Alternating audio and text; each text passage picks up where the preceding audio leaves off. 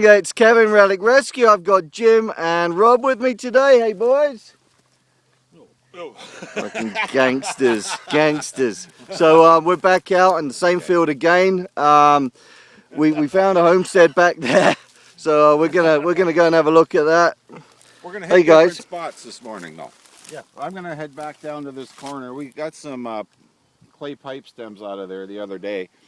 We're about there 45 minutes to an hour and didn't pull nothing, but I know there's stuff in that ground, so we'll see if we can't find some today. There's just too much debris there for there not to be. Jim? Yeah, I'm gonna work out towards the corn. Give her a take a shot gander out there and show them how far away that is. I'm gonna wander. We still got, oh God, a ton of land to search here. It's a huge field. Well, you know what, Kev? The thing is, with fields like this, more often than not, there was more than one cabin on it, and we found that on more than one of our sites where we're out in the middle of nowhere, and lo and behold, all of a sudden, boom! You got to do a little bit of hoofing. Yeah. You know. Yeah, we spoke to the landowner actually just now. He was out here, and he pointed out to where his grandparents' place was. It was they lived here in the 20s, and he said it was here for a long time before they were here. So that's just over there. They knocked it down about 30 years ago, so we're going to have a look around there as well. Mm-hmm. So we'll get back to you. Oh, hang on. We're going to show them... So what was it that great philosopher Forrest Gump once said? Metal detecting is like a box of chocolates. You never know what you're gonna get. How true he was. The hunt that we were just filming just a second ago wasn't a bad hunt. It was okay. We got a couple, but unfortunately it looked like somebody had eaten all the chocolates before we got there. In fact, we did. Over the last few hunts, we hit the same patch, and we ate all the good ones. We ate all the nut chocolates, and we kind of left all the coffee creams and the orange fondants and stuff like that. So we didn't have quite as much as normal. Still pretty good, and we're going to do the roundup, and we'll show you anyway. But because it's a shorter video, I thought I would take an opportunity to do something a little bit different, and as some other people have done in their videos, and I found it really interesting, I'm going to do just a real quick thing on showing guys what I carry in the field when I go hunting. So I'm going to put that in there right now, and then you'll head back to the video hunt that was in the past. Okay, but now this is the future. So anyway, see what gear I use, and then watch the rest of the hunt. Alright guys, take care. Okay, so here's the gear that I carry. So other than the detector I carry a Garrett AT Pro. This is what I take with me. So obviously my shovel. This is a drain spade. I don't want to get one of the nice ones that like you guys using. So one of the ones designed for metal detecting. This one's been okay, and I kind of occasionally put a bit of an edge on it. And it's long handled with a D-shaped handle. That's what I like. I don't like the smaller shovels. Anyway, what else do I carry? Alright, so my belt kit. I've got my Garrett Finds pouch. It came with a detector, a really nice pouch actually.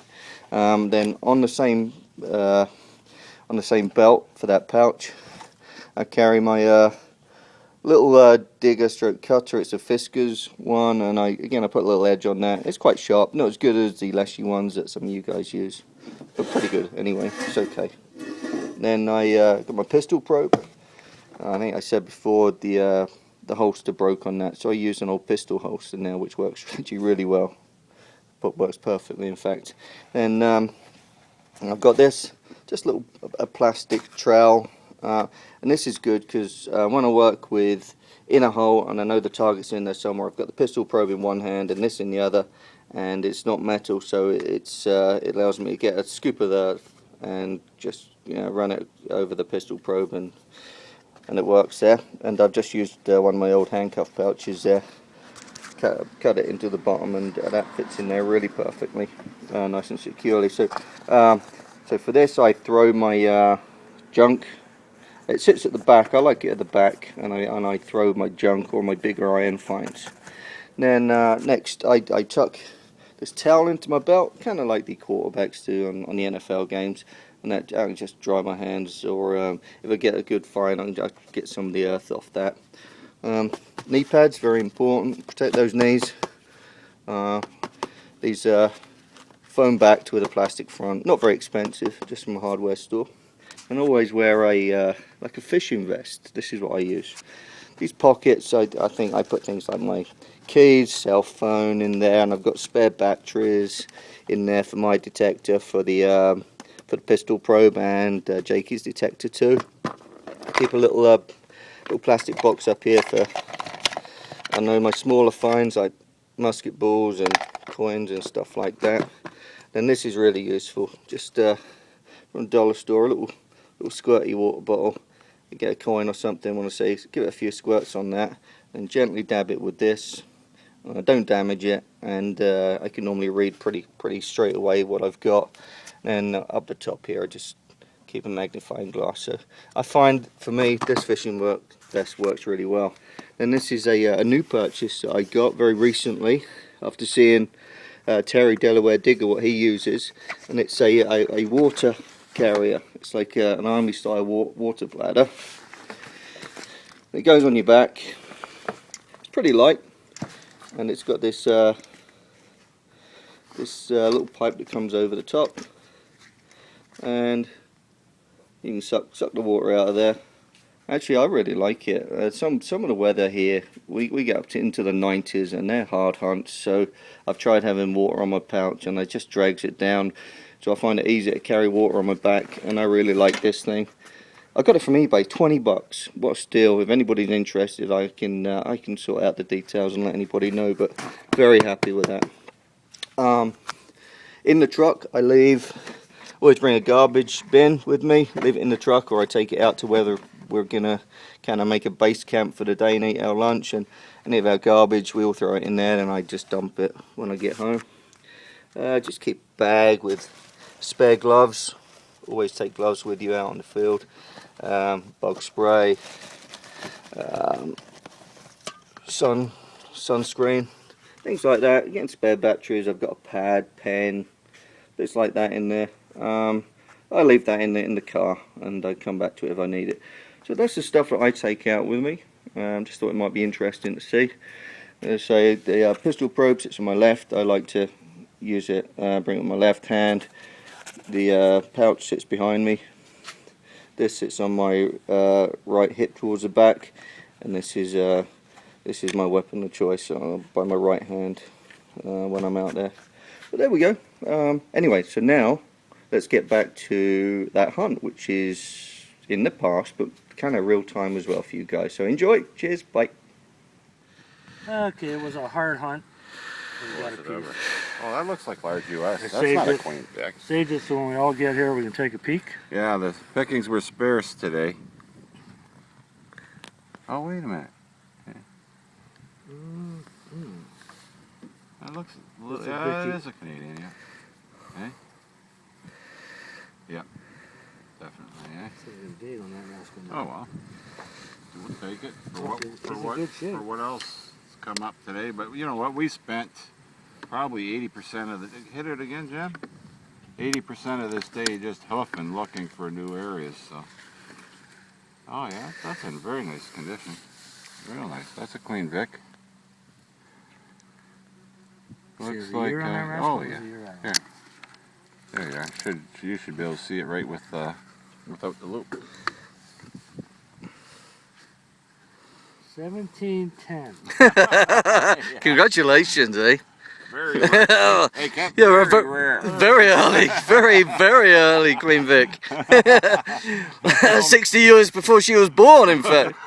160. That's what makes it rare. Yeah. I'll guess 1880. 1870. Where's the date? Oh, there we go. On the back, yeah. 1901. 1901. And here's my best find of the day. Go figure. It hasn't been much of a hunt, but in all fairness, we must have hoofed 10 miles today walking these fields. Oh yeah, it was a long day. And another token. Yeah, you got an upper 1850. 1852 Upper Canada. So yeah.